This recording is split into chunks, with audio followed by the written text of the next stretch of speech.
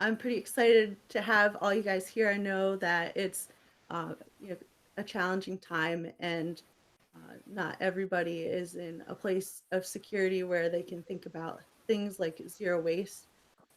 And I feel like since we're fortunate enough to be able to do so, it's good to keep some of the zero waste energy alive. I just want to be upfront about some of the things that I've heard from some of the other zero waste leaders in our community.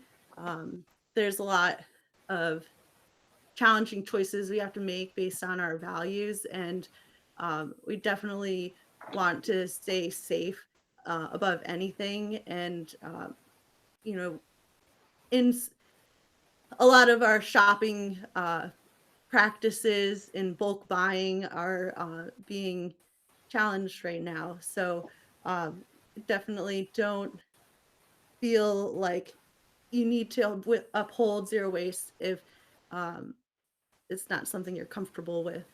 Um, so I just want to start with that. Um, Normally, zero waste capital district, at least how I came across it, was through volunteering at the Jazz Festival. Um, we set up these waste stations, and this is a way to educate the public on better waste practices. So, normally we have 4 waste stations. One for the landfill, which we want to minimize what goes into that bin. One for compost, one for recycling, and one for um, bottles that can receive a deposit. And this is a great way to help people kind of think twice about their waste. Um, it's been pretty fun to get to know this community and see how it's grown over the last few years. This next slide is some of our accomplishments. One thing that's not on here was uh, an event or training that we sponsored with Zero Waste USA. And that was really neat because we had 12 different counties involved and a lot of uh, recycling and um, waste experts from all these different counties coming together. And I think that's really great, just because we're all starting to work together at a higher level and be able to influence things at the next level where we can make um, kind of advocate for the infrastructure that we might need for zero waste.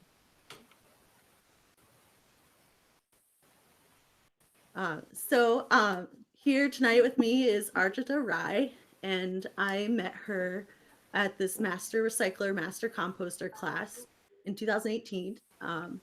This is a class that was put together by the Cornell Cooperative Extension, and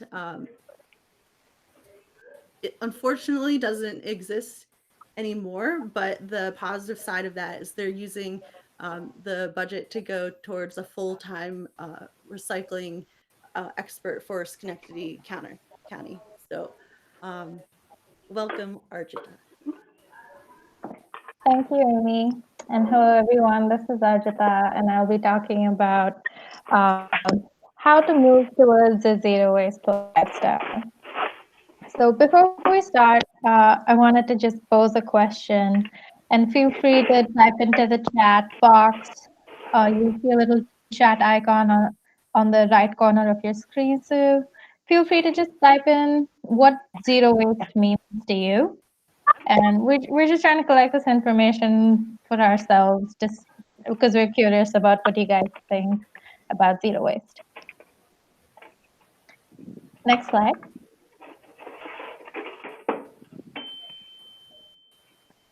So, according to the Zero Waste International Alliance, zero waste is defined as the conservation of all resources by the means of responsible production, consumption, reuse, and recovery of products, packaging, and materials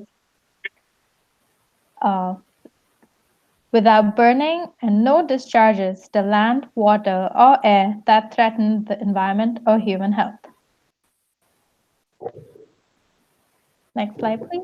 So, in the global context, when you're looking at the global ecosystem, we derive natural resources that we feed into our production systems to support our human economy, which we consume, and then we output uh, waste. So, Amy, next slide. So, zero waste basically means greatly reducing that input that goes into our production systems and then phasing out and reducing waste from our waste streams and fighting incineration. But in terms of the overall economy, through policy changes, we definitely can um, make improvements to our um, economic system. And even through changes to our product design and optimizing design, we can definitely make changes. Next slide.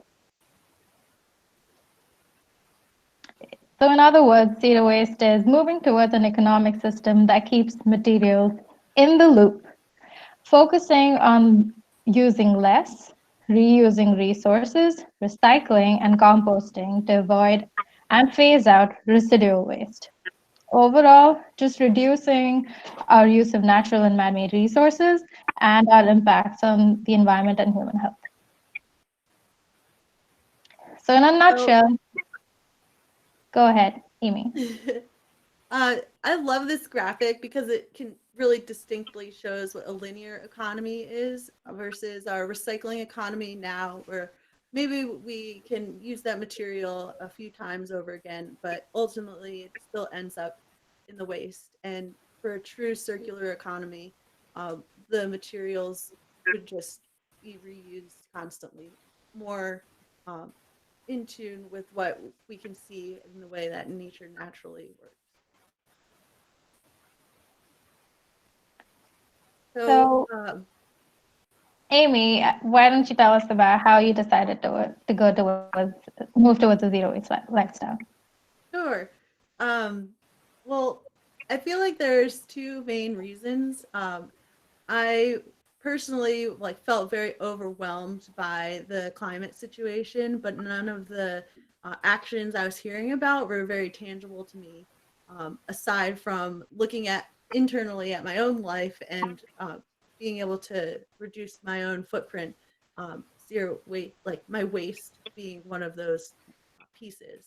And I had the opportunity to travel to Seattle and San Francisco. So in these cities, you can see how the infrastructure that's available to people there really allows them to live a little bit differently. Where every trash can that you saw in the city had composting next to it, and recycling was like and composting together were held uh, as a higher priority to the landfill. Every person I knew like had some base understanding of how to recycle and what went in the compost. So that was pretty, I wanted that for Albany. Thanks, Amy. And I just wanted to add 2 cents about how I started to think more about zero waste. And I think in general, I had this sense of reusing and reducing, but the term zero waste I hadn't been introduced to before. And I think the way I came about stumbled upon zero waste was through an Instagram page. I know, very millennial of us, but it was a page by this person called Lauren Singer, who runs uh, a shop in Brooklyn, New York, that sells items that we use on a daily basis that is package free, and it's called the Package Free Shop. And that's how I started to learn about um, ways that you can really implement them in your implement zero waste in your life and make an impact. So moving on. I think it's important to recognize that zero waste is a goal and a journey, and not something that is practical to just dive right in and change your whole lifestyle. In order to have a lasting impact for yourself, it's better to just pick one thing to focus on at first, and then once you get in the groove of doing that on a daily basis, then you can slowly add more and more changes to your life, and that allows zero waste to become more manageable. So next, we're going to talk about how to go zero waste. So a first step that's really easy to do and important to understand how much waste you produce is to just check what's in your trash can. And all of your trash cans, your recycling bin, your regular trash can, if you have a compost bin, check that, see what you're producing. Next slide. Track, you can track your trash in a jar or a bucket or whatever can you want to use for the week to see what you produce. Next. And see what types of trash is in it. Do you usually produce just a lot of packaging, lot of reusable packaging that you can actually use a few more times? Is it mostly just food waste? Do you have a lot of electronics, etc., etc.? But that's a good way to gauge what you produce and then think about what you can reduce from that. Next. So I know you all have heard about, most of you at least, might be familiar with the 3 R's, the reduce, reuse, recycling, but here we're going to introduce 7 R's. So we have remember, refuse, reduce, reuse, recycle, rehome, and rot. And we're going to go through these one by one to talk more about what each of these mean. So the first one is remember. So remember, why are you going zero waste? It's important to hold that core at the core to remember why you started this. It really helps keeping yourself on track and yourself accountable. And again, to reiterate, this is a journey. You can't just go zero waste in a day. I don't think that's possible. So pat yourself on the back and remember why you're doing this. So to just give you some context, in the US, an individual produces about 4.4 pounds of trash per day, and that's about 1,600 pounds of trash a year, equivalent to the weight of a cow and the height of the Leaning Tower of Pisa. And in terms of a family, it's about 17.4 pounds of trash per day, 6,351 pounds of trash per year, the size of an elephant, and the height of the Golden Gate Bridge. And for the whole country, you can see that figure there. It's a huge number, 695,000 tons of trash per day, the size of that, and 254 million tons per year, the size of I think that's a sperm whale probably, and and in length enough trash to reach the moon and back 25 times. Let's go next. I lost my mouse. Next There we slide, go. please. Okay. Am I on? Gosh, I think I'm muted. No, you're fine. Oh, okay. So the next R is refuse. So this one really means to think about the things that you might be taking into your life and whether you really need them or not. Some things that come to mind that I see all the time are new plastic bags, plastic straws, and freebies. I know when I was in college, I got a gazillion free t-shirts. Everyone was handing out koozies, and so there's definitely a lot of freebies that I no longer choose to take. This next one is reduce. So this I feel like is where I focus a lot of my energy. Just always looking for ways to reduce the things that I already use. Um, and there's a number of swaps that you can make in your kitchen or your bathroom when you're hosting a party. And I don't have kids, um, but we have a few items that if you do have kids can help in that area. So when it comes to your kitchen, um, there uh, food waste is one of the main things to think about. So food accounts for over 20% of material reaching landfills in the United States. And for me, this is a particularly important one because it takes a lot of energy to grow that food in the first place. And the life cycle of that food accounts for 13% of the greenhouse gas emissions nationwide. So this information comes from the EPA website, um, and it's one of those issues that kind of avoids politics, and everyone really agrees on it. Um, Wasted food costs consumers and businesses in the U.S. $165 billion per year, and 50 million Americans in the US are currently food insecure. So this is a great area to focus on. One thing that you can do is really understand the difference between the labels that come on food. When it comes to the use by date, you'll see this on meat, chicken, and milk. And you can tell if these products are bad by just looking at it and smelling it. If it smells bad, throw it out, and they can be dangerous to eat.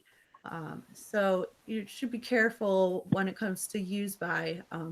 But really, these are the criteria for when it is really, really, truly bad.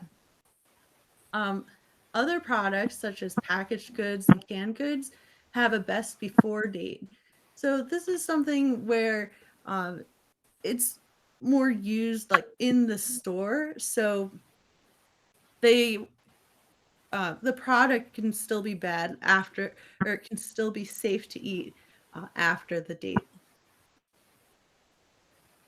One thing to do before you go shopping is to just check your refrigerator and your cupboards to see what you already have, and that way you don't end up buying multiples and more than you need.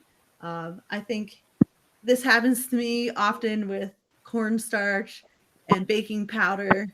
Um, and ultimately, they end up getting used, but I don't need those things until I really need them. Another key point is to make your shopping list based on how many meals you'll actually eat at home, and to be mindful of the surplus of food that you may purchase. I know that it's hard to, the way that things come packaged at the grocery store, usually it's in big bunches of cilantro. So um, sometimes I'll put a whole bunch of meals together that I'll make sure to use all of the cilantro and not just have one meal that uses just a little bit. And um, when it comes to reusable grocery bags, this is something that's kind of in question, and you'll see different stores have different policies on this right now with COVID. Um, I think what I've you can still use them if you bag your own groceries, but the an alternative to that is just to keep your groceries free in your cart and just take the cart out to your car and bag them out there. Um, and the last thing is to consider buying ugly food. It might not look the greatest. It might be a little shaped funny, but it might still taste just as good. And if you're gonna cut it up anyways, it doesn't really matter.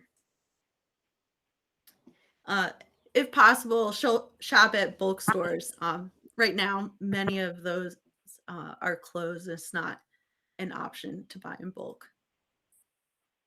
But I did buy a gallon of soap, and I've been using, plugged my soap from my kitchen sink directly into that gallon, and I'll be using that for a few years, I'm sure. So, next is some storage tips. You can freeze or preserve or can fruits and vegetables. Definitely something to consider these days if you're going to the grocery store only every 2 weeks. You can freezing is an easy option.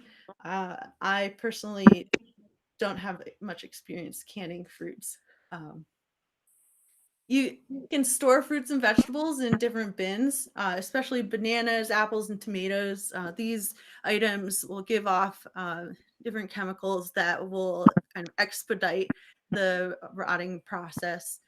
So keeping them apart will keep them better longer. Oh, wait to wash berries until you want to eat them. And you can keep different plants alive just by putting them in water in the fridge or even on the counter. So, one of my favorite kitchen swaps, this is probably one of the actions I took early on in my zero waste journey, was converting paper towels, uh, uh, stopping the use of paper towels for rags. And uh, you can make rags out of any old clothing.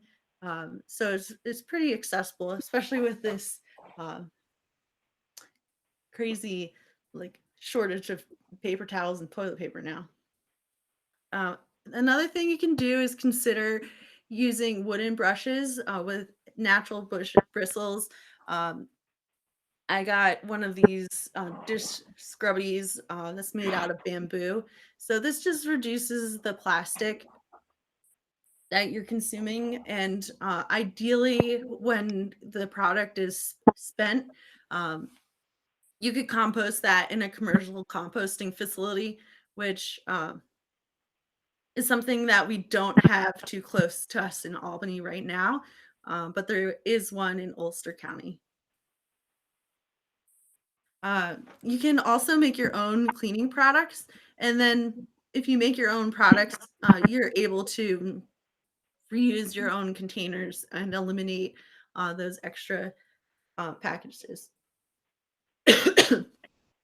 One that I really like is a citrus and vinegar mix. So it smells good, and it works really well if you keep your kitchen clean and use it more kind of frequently. And then a last thing to consider is composting your food waste.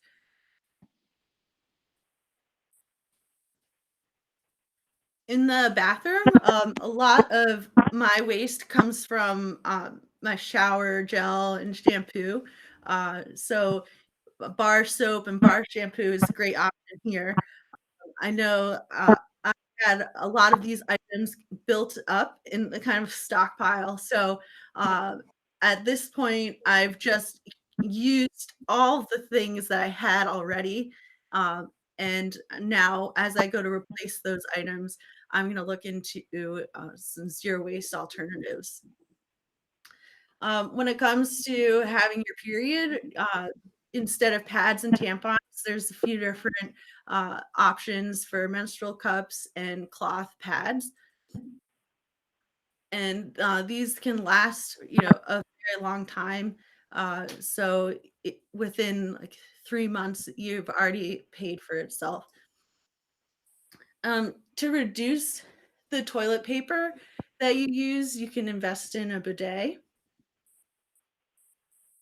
Definitely And leave at this point. yes. And instead of your disposable razor, an option would be to consider a safety razor. And this just reduces the amount of packaging that comes with all those disposable razors. And there's a few programs uh, that can help you there. I know travel is not too big these days, uh, but there are programs to offset your carbon emissions. These programs allow uh, some funding to go to municipalities that might not be able to initially invest in certain green projects, but because people try to offset their flight, they can take this money and provide it for uh, some other green projects. I was surprised. It's it's not it's not too much money to be able to offset like a 400-mile flight. Um, just something to consider when you do end up traveling again.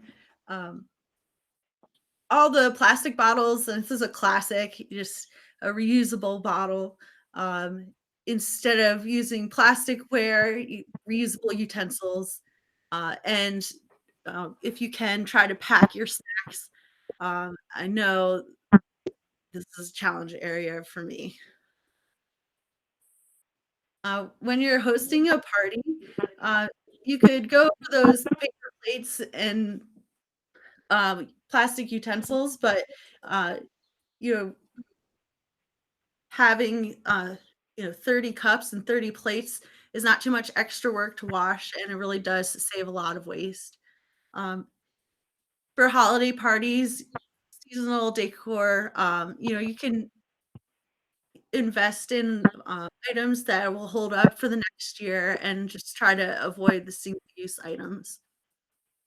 When it comes to gifts, uh, you could use zero waste wrapping paper, and look to give uh, this is even zero waste items, and uh, extend the zero waste message. And uh, bulk snacks is another. So when it comes to kids, I know lots of kids are given lunches, so you can try to avoid using those plastic bags and use uh, pack lunch in a lunchbox. For presents, experiences rather than gifts. I know my parents took me to Disney World one Christmas, and that was a trip I'll never forget. When it comes to gifts, again, zero waste gifts and wraps. And there's always zero waste challenges to try out. So these can be 30 days or just a week. And this is a great way to just try to stay accountable with your kid. It's pretty interesting that 3% of the world's children are American, but 40% of the toys are owned by kids in the US.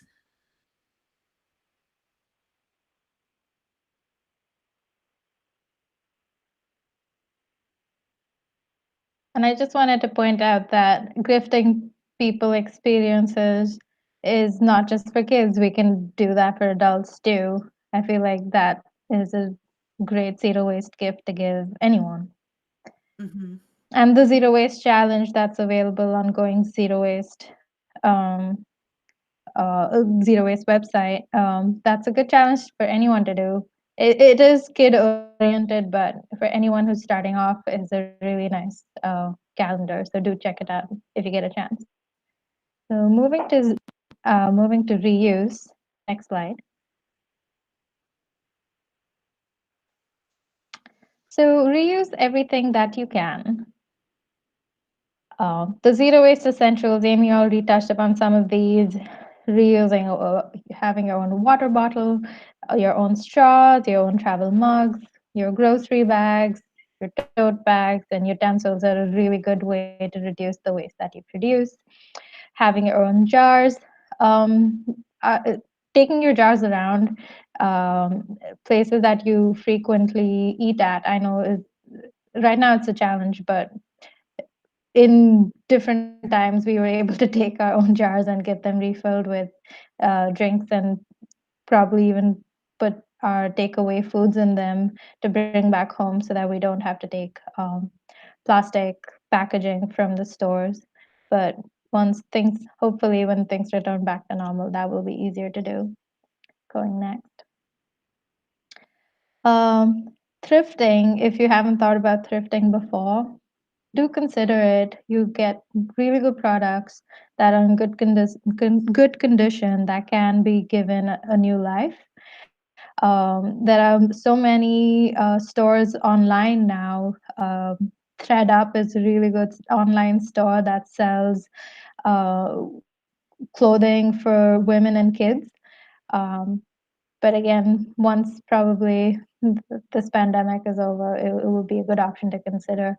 And hand-me-downs are always a great way to save on resources. And we're really lucky to have Repair Cafe in and around the capital region. They are pop-up cafes that are set up in different locations around the capital district, where you can bring up to 2 household items, and they will repair it for free.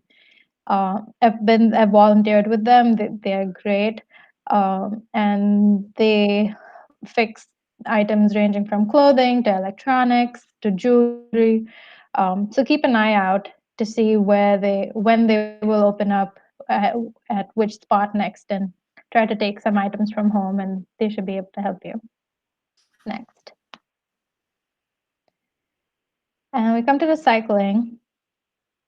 So recycling is usually given a lot of focus, but it's actually almost at the bottom of that pyramid. Um, So what you cannot reduce, what you cannot refuse or reuse, you should recycle. If it is recyclable, recycle often, but recycle right. It's very important to not contaminate the recycling stream, because if you throw in something that is not recyclable, it can contaminate the entire stream. And oftentimes, things that you put in there, such as that can get tangled in the equipment, like cords and plastic bags, that shouldn't go into your blue bins. They can jam up the equipment, which can hurt someone's life, because a human actually has to go in to unclog those machines. Um, so when in doubt, throw it out. Recycle, don't wish cycle. And we haven't focused this presentation too much on recycling. Amy has one of our presentations uploaded on the Capital Zero Waste District website, which she will share with you. And so please feel free to go and see our presentation on recycling. Next. So again, a visualization of the impacts of recycling. So an average American recycles 1.5 pounds per day, which is about 500 pounds a year, and approximately the weight of a tiger and the height of 2 school buses stacked on top of each other. And this is being optimistic.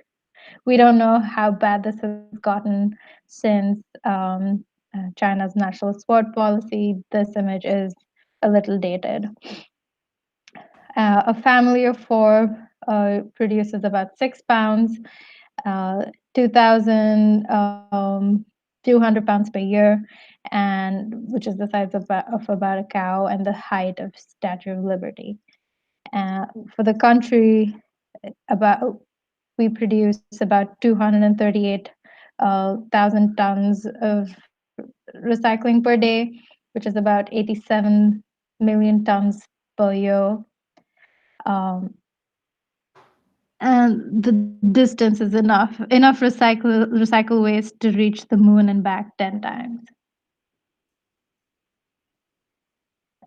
Another art that we wanted to touch upon was rehome, which I think is a very cute art to be part of this.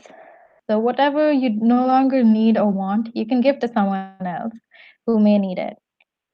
Donate it, re-gift it, share it, sell it. Oop. So there are a lot of buy nothing websites on Facebook, where people are able to share items that they no longer need, and a lot of times they're free. If not, there are websites where even on Facebook and other websites called Offer Up and Let Go, where you can put up any item in your house that you no longer need, and you can either give it away for free or put a price on it, and usually you have someone who needs it and you can give it away to them. So do consider those before trashing something that someone else can use.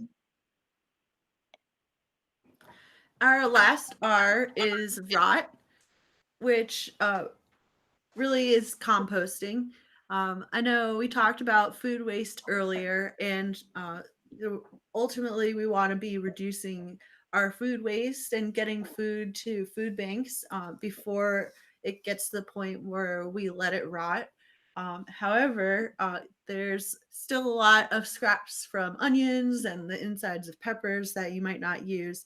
Um, you know, when you're preparing your cooking. So for me, I have a home composting bin.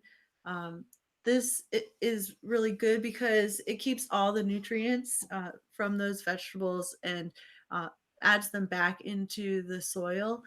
Uh, if you have a garden, oftentimes you might be adding compost. So I'll definitely be using my own compost in my garden this year. Um, just one thing to note is you should not put meat or dairy products into your home compost. There are certain types of composting that you can, like anaerobic composting, can accept meat, and then as part of a later process, you'll do your normal backyard composting. Um, there in Seattle, they have municipal green waste systems. So if you don't have a home system, this is part of the infrastructure that the city would provide, and they can take larger volumes. They can accept meat and dairy and pits and things that take longer, that will need to be composted in that really really hot compost. And this is something where if you see like compostable products, those new cups that uh, look like recyclable cups, but they're actually compostable. Those would go into a municipal composting system, and I guess another thing to mention in the realm of compost is we there are a few local compost service pickup services in the area, Food Scraps 360 and Dactera. So if you don't have space in your own home, these services will come to your door every week or so and collect your compost and take it to either a farm or a commercial composter. So you definitely have options if you don't have space on site. And to add to that, Radix Center in Albany also collects compost from residential homes, and they also have a drop-off site where you can take your compost and drop it off, and they accept that. So, in conclusion, what do we know so far? We know that our resources are not unlimited and free of cost,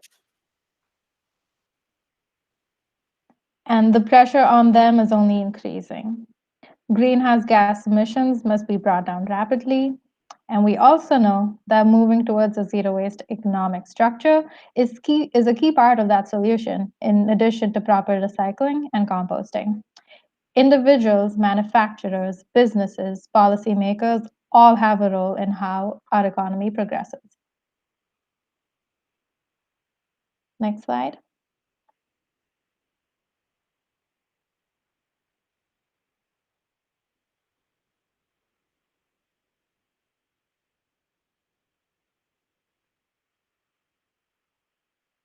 Amy, you're muted. Okay. Can everybody see me? Yeah. Okay. So I've been saving my trash this week for a trash audit. Actually, this is probably a week and a half. And I think recently I've slacked a little bit. Um, I already know some things that I need to change in my life. Um, I also have like this jar with a few items that were some trouble spots for me. Um, so this has been useful to do this trash audit just to kind of uh, step back and realize some areas of improvement for myself. Um, I am a tea drinker. I have a collection of tea that I'm working on kind of as I finish it. I think my next step will be to go to loose tea. But what I noticed with some of these tea bags is there's like foil inside. So this item is made out of multiple materials and really can't be recycled. Um, Next, I have like a waxy butter wrapper. Um, I think a good alternative to this might be some of those butter containers. I'm not sure if the insides of those are also like a waxy material because we're not able to recycle, um, coffee cups that have the wax inside. Um, I threw out plastic bag. I realized this is something that I should be saving and should really be going with my plastic bags to a plastic film recycling area. Here's my snacks.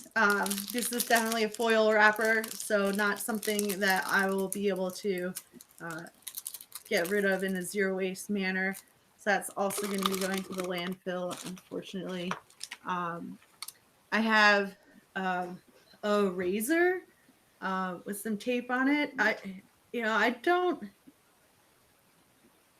I don't know how to safely get rid of this, so that's why for me it was going into landfill. But I might spend some time just looking in one of the databases to see where that could go. I did plug in a few things today, so for any of my homeowners out there, like construction debris, like had an air filter a little while ago, there are sites that uh, can take those. Um, I have this broken hair tie, and um, this is like a cotton pad that I use for nail polish. So it's like really dirty. I didn't feel like I should put it in my compost. I might. I think in the future, I'll use like a rag instead to do that.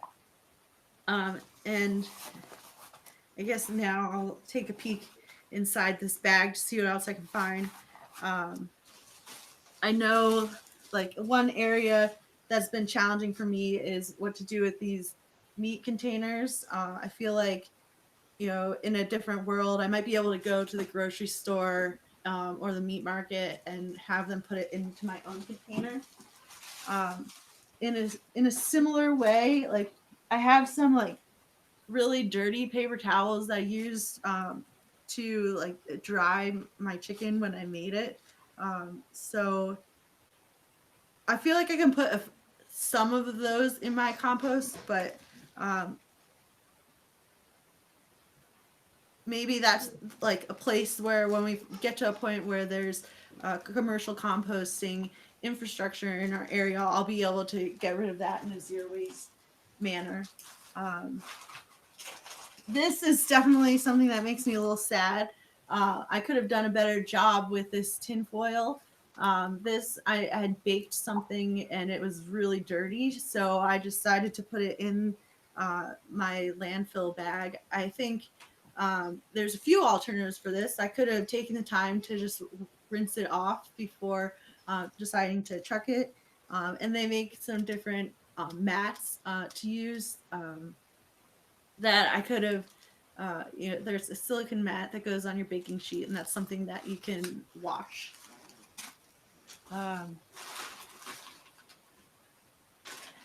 Same thing here with this potato chip bag. I just really miss potato chips, so I should refuse this next time. Yeah, I don't actually need potato chips. Um, I think I'll have to do some research on this cheese bag. I know I felt like pretty bad about ordering pizza and having takeout items, and so instead I wanted to make my own pizza. So I traded my pizza box for plastic. Um, but I don't really know what the best alternative is there. Um, just something to consider, I guess. Um, Yeah, I think the rest of the items in here are similar in vein. I bought a board game. It came with this like very dry plastic. This isn't the stretchy film plastic that I could recycle at stores that accept um, film plastics. I believe there is another option for these kind of like brittle plastics that's not in single stream recycling. So something that yeah, in the future I could research a little bit more. Um, and let me see if there's just one more thing in here. Oh, this I missed this one. I've been collecting these so that I could plant in. I'm gonna grow a garden, so I'm using these to sprout my seeds. Somehow I let this get into my landfill bin, but these can also be part of single stream recycling. Um, So, it's not too hard to do a waste audit on your own. I can tell you that as soon as I put this jar in front of me and I was like, I'm only going to put trash in this jar, it really made a significant difference on what I would and how I was considering my waste and just my mindset around it. And I think as soon as you start to consider like your waste stream, you really start to look at the world a little bit differently. When you shop, you're up front, you're making choices a little differently. And For me, what I'd really like to see is just a lot of people trying this out, becoming part of our community, talking about these issues and helping us find solutions, and then being part of our team as we advocate for some of the infrastructure that we need in this area if we're going to become a zero waste city like Seattle. Okay, so I'm going to go back to the presentation. We just have a few more slides.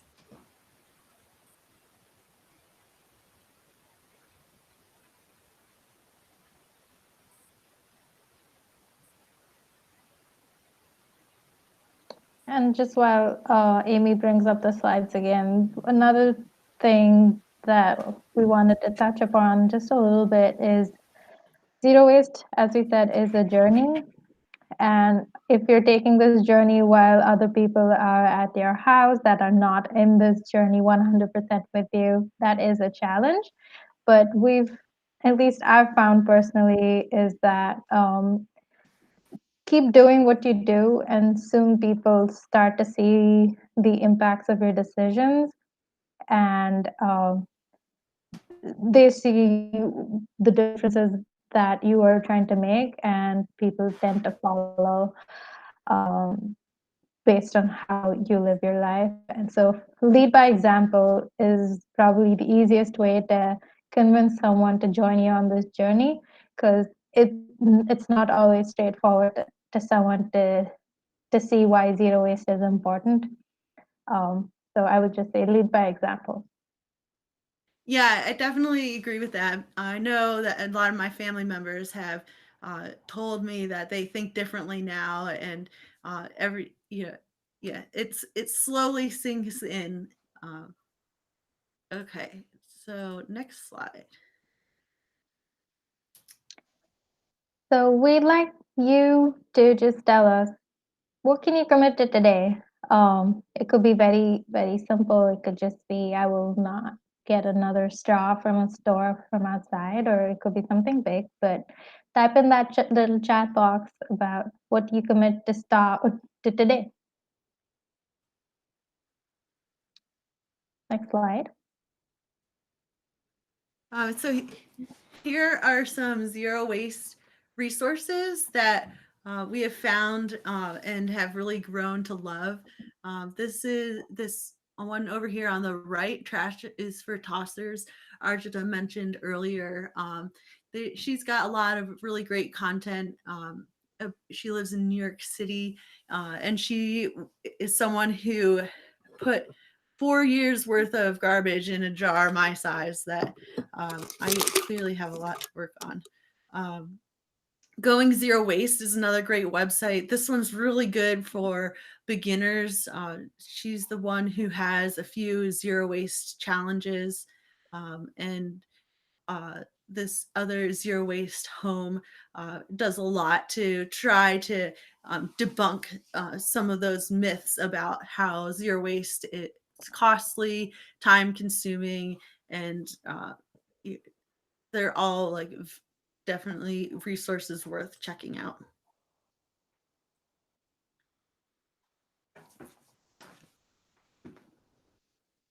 Locally here, we have Food Scraps 360, Radix, and Honest Weight Food Co-op. Honest Weight is after coronavirus goes away, is a great place to bulk buy in this area. I know Whole Foods offers some bulk buying options too. Radix is a organization that provides a lot of education about like home gardening and composting. They have chickens, lots of activities for kids, and they also have a compost service. Food Scraps 360 is a wonderful compost pickup service as well. They are the ones who helped us on the back end with all the food scraps and compost from the large scale events like the Tulip Fest and the Jazz Festival that we have helped provide waste support for. So this is really our last slide, how to get involved with Zero Waste Capital District. We meet every fourth Monday of the month at 6:30, and these days we're meeting virtually. So it'd be awesome to have some more people come to those meetings. We definitely will be focusing on food waste reduction coming up. We have a team of people looking into a zero waste plan for the county and an expanded area as part of the Zero Waste USA training. And we're also continuously improving our website, zerowastecd.org. So it's important to have questions from our community to know, what kinds of things people are wondering about. It's easy to get embedded into like the problems of my life and not always. It's nice to be reminded of what other people are considering and what other waste challenges you guys are having. So let me know. I make the website, and if you want to see content of a different type, we can certainly add it, and I'd love to have more feedback. We also have a Google group that is a place for discussions, and I showed the Facebook group a little bit earlier, where there's a lot of articles and content being shared about different zero waste tricks you can pick up. So thank you very much for participating. And does anybody have any questions or comments, things to talk about? So I guess one comment that I wanted to address was it's important to reuse everything that you have currently, and it's not that important to have those pretty brushes with wooden handles right away, because if you have something that works for you and is going to last, you should consider using that first, till it needs a new life, and then you can switch over to something that's more zero waste. But definitely, if you have plastic containers at home, you don't have to throw them out just because they're plastic. Definitely use them. That will be the more zero waste way to go, rather than switching them out for something that's not plastic. Plastic is not an enemy. We definitely need it for every. We wouldn't be having this webinar if plastic wasn't in our life. Everything needs plastic these days. But just wanted to remind you that if you have something, reuse it till you can't, and then move on.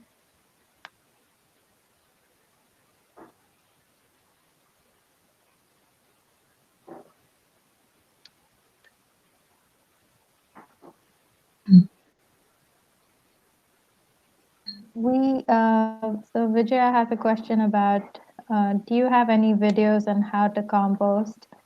Do we need a special container? So we don't have any videos on how to compost up yet, but we could consider doing a video, I suppose.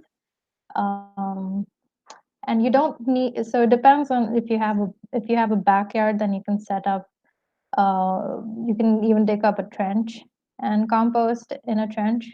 But if you want to have a setup, then you can definitely get uh, a bin or rotator bin that you can use for composting, or build your own with kitchen wire. There are many options for composting. Mm-hmm. And what I have, if you can still see my video, I just keep this Tupperware container in my kitchen. I have this lid. This is something I also use. I have others instead of saran wrap to use. So I just collect my food scraps in here, and when it gets full, I take it out into my backyard, and um, I can share where there's some compost bins.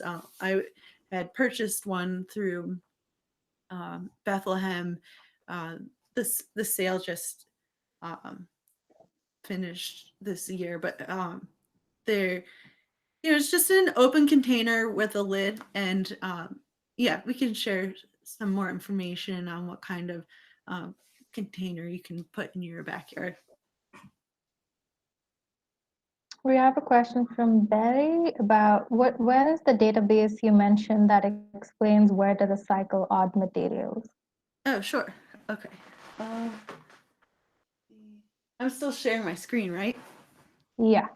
Okay. So this is our Zero Waste CD website, and on this resources page, uh, we have these two resources here that are specific to the capital region. Um, they're more, a full page of um, text rather than a database. The database I mentioned is down here, Earth 911, this recycling database. And um, so you can just put in what you're searching for and what your zip code is. Yeah, I had looked for batteries before. Um, batteries.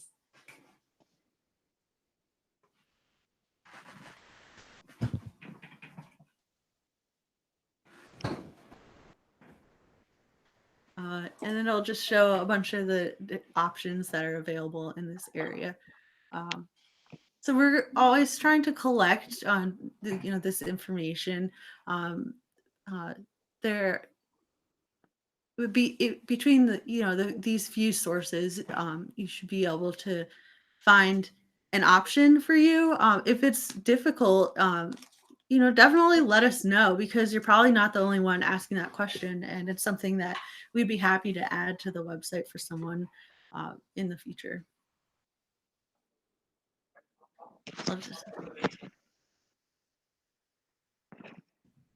So the Zero Waste Capital District is really a coalition of organizations, and this page here is maintained by the Capital Region Interfaith Creation Care Committee. So you can see like the list of items that they've included here, and then there's more detail about where you can recycle them as you go. So, Vijaya, Tina has said that she will send you a video that explains how to compost. So, watch out for an email from her. Uh, Betty has another question. He asks, what do you know about the loss of markets of single stream materials with China and Asia not accepting them? Can we start a domestic market? Tina, would you like to take that question?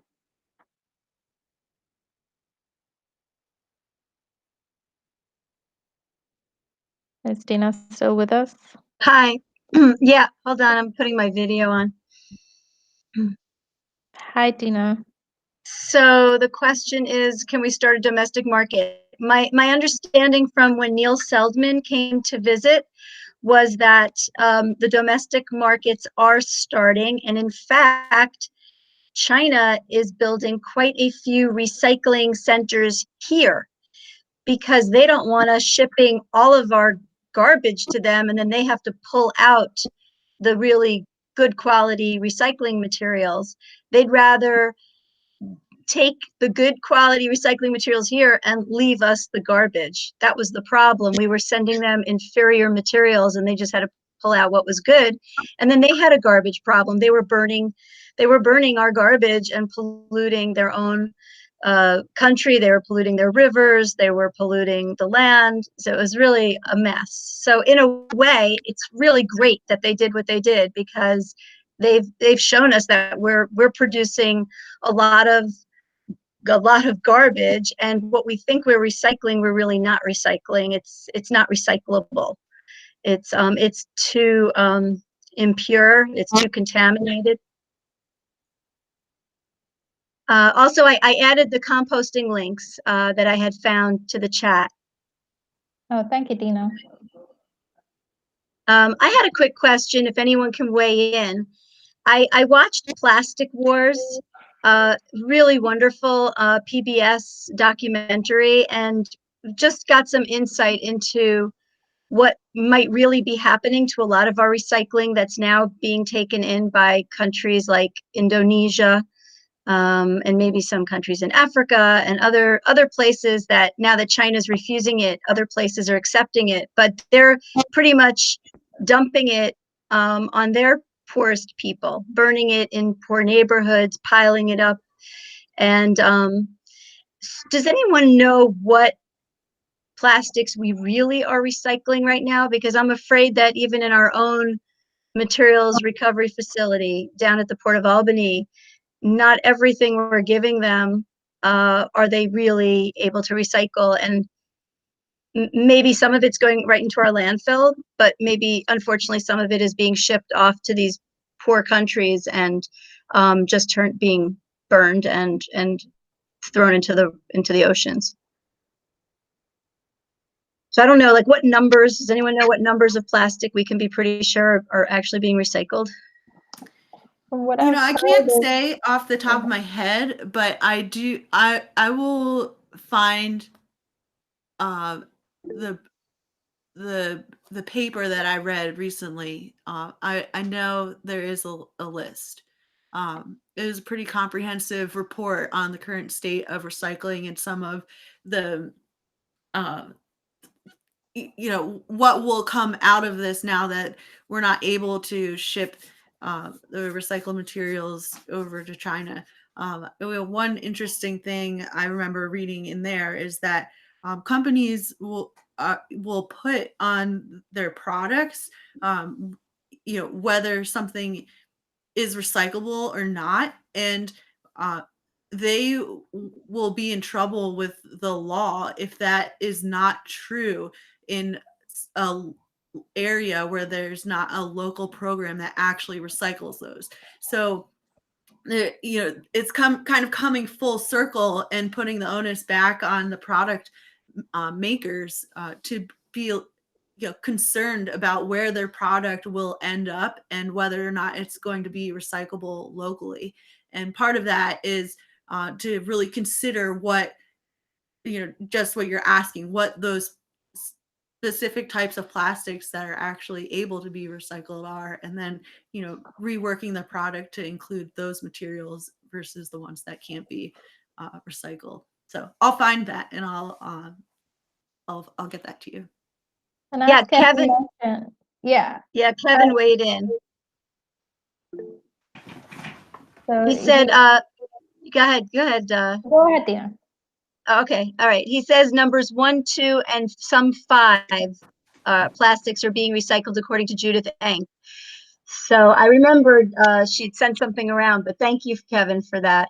Because I actually think that even though Albany, the Waste Connections is taking 1 through 7, I don't think 3, 4, 6, and 7 are really going anywhere good. Mm-hmm.